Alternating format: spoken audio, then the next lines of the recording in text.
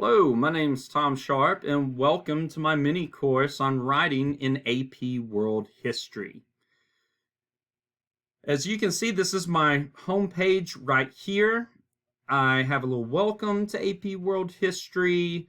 We got a link to the course and exam description, which basically highlights, everything that we need to cover in AP World. Moving on down, we have a little explanation of argumentation as a metaphor for conflict.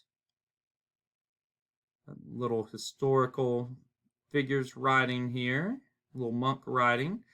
A little about me section if you wish to go back and read, followed by an explanation of what I should expect to learn in this course, and a list of the units down below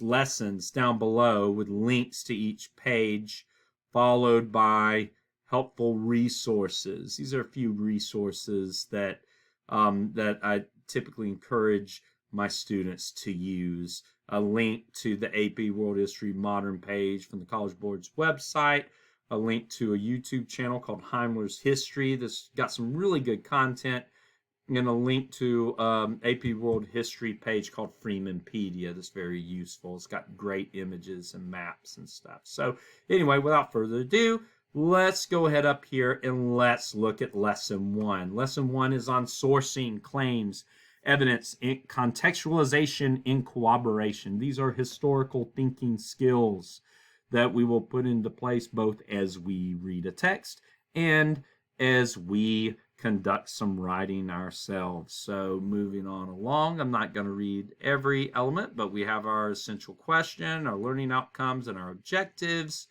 We have a little introductory paragraph right here on the right about using those historical thinking skills and reasoning processes I just mentioned, as well as on the left we have an instructional video that I made on that very thing. So after students go through and they read here and they watch the instructional video, they are to scroll on down, where it says let's put this into practice. On each of these pages we have linked to the left a Google form. So if we click on that Google form, that'll take us to the practice page here for practicing primary and secondary source analysis.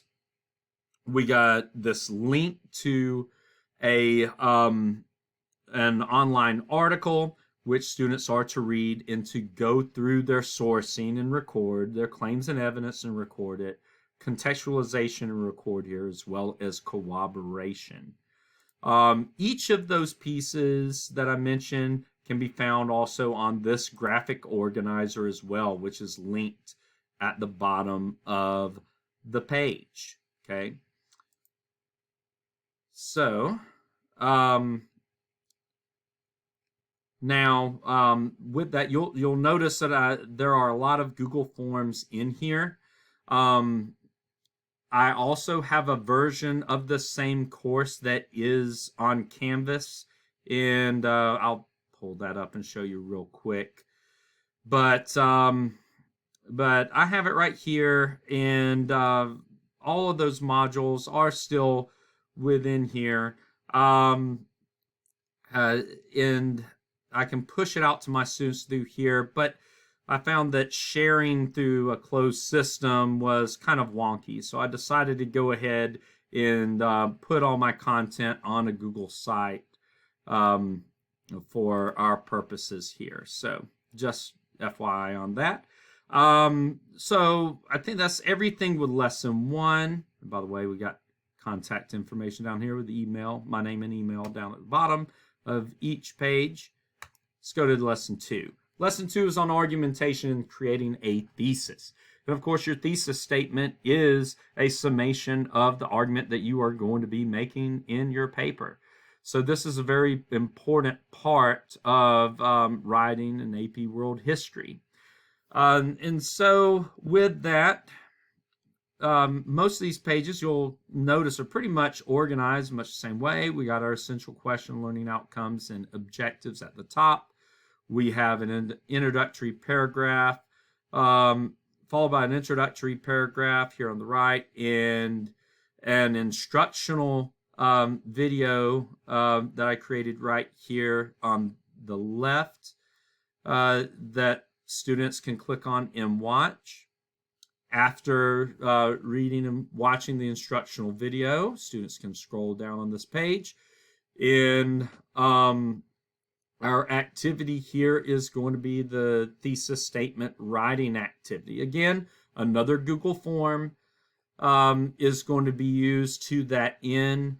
And since this is a module that is all about writing, you'll notice that each of the quizzes are full of constructed response here. But anyway, we have a little prompt that students will be asked to write some thesis statements for, using specific examples, analyze the causes of the formation of civilizations in Mesopotamia circa 3000 BC. Okay, so we got our little prompt, and so we have our places where students record their name and email, and then where our 3 spots where they're going to create 3 different thesis statements. The whole point of 3, why not just 1? Why 3? The whole point with 3 is, sometimes the first thing you write isn't the best thing you write. If students write 3 thesis statements, they can look at each of their ideas and decide which is the best course to go. It's a brainstorming exercise, essentially. So anyway, they're going to write 3 thesis statements. As we can see, they're going to be worth 25 points apiece. And at the very end, they're going to reflect upon them. In this reflection, they're going to be asked to rank their thesis statements from strongest to weakest and explain why. And when they get back to class, they're going to partner up and then they're going to rank each other's. They're going to rank one of their peers' thesis statements as well. And then we're going to go into a class discussion off of this. Because, of course, this is, since this is within the high school AP World History course. This is in kind of a hybrid format, so it is both synchronous and asynchronous instruction handled here. So anyway, to help them in writing the thesis statement too, we got this document below that they can access with some thesis statement writing templates down there to help them out. Let's go ahead and look at lesson 3. Where you see SAQ, that stands for short answer questions. Okay, so students right here are going to learn about what short answer questions in AP World History are all about and how to answer them. Okay, so we got our same thing, essential questions, learning outcomes, learning objectives. We got a brief introduction in an instructional video following behind that. Okay, once students read and view that, they're going to scroll down and engage in SAQ writing, in an SAQ writing activity by clicking on this Google form. So much the same way, you see an example of an SAQ question right here.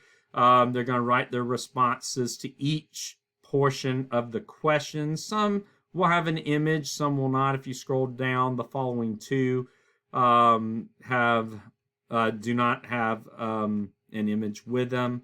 So it just kind of depends on the question. But anyway, they will record their responses there to help them, aid them in the writing of it.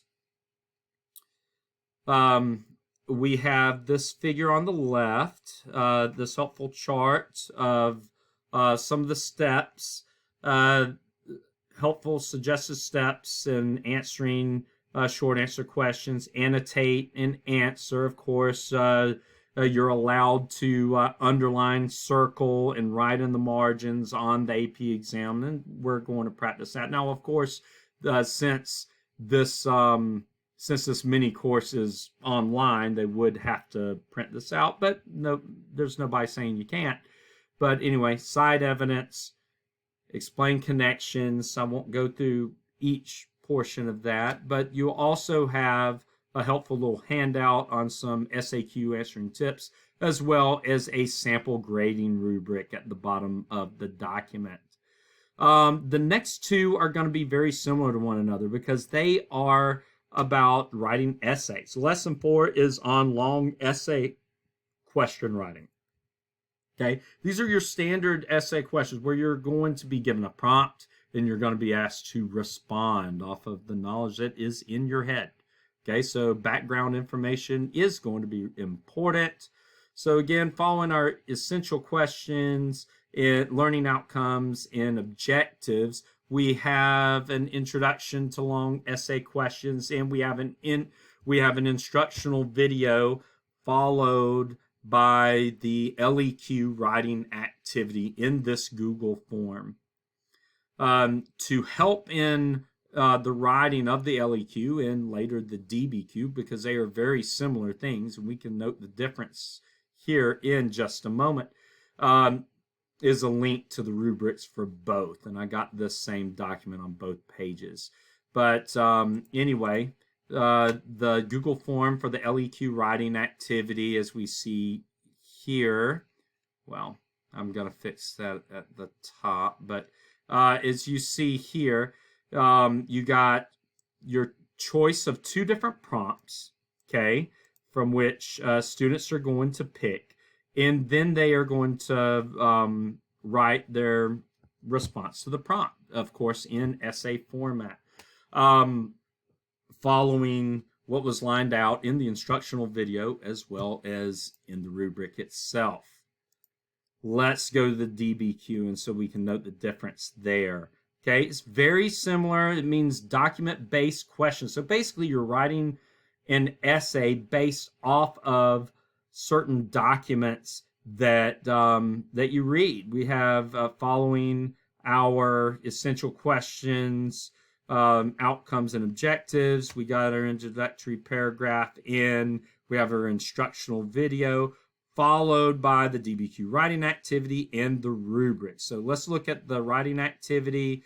We have our prompt here. After conquering much of the known world by his early 30s, Alexander is often referred to by the moniker Alexander the Great.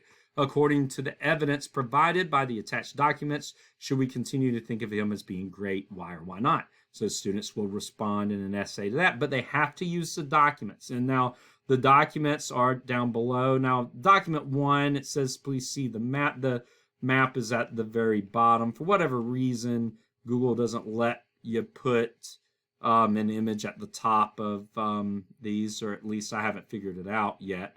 But anyway, we got several documents. Students are going to be asked to read each one and refer back to them within their essay. Okay, so these essays, both the LEQ and the DBQ, they're going to submit them within the Google form. They will get feedback from me, the teacher. And another part of the process is we're going to have students exchange with each other their LEQ and DBQ responses, and they're going to grade each other. We'll have peer grading. We'll see how that matches up with the teacher feedback, and we'll examine the rubric together and have a class discussion based off of that. I know that was a lot, but that in a nutshell is my mini course. I'm pretty happy and excited about how it turned out. This really is something that I think my students are going to benefit from, and it's going to be very helpful at the beginning of my course this coming up semester, as well as it's going to be something that my students can go back and refer to throughout the duration of the course. I hope that this video helped you, and thanks. Have a good one.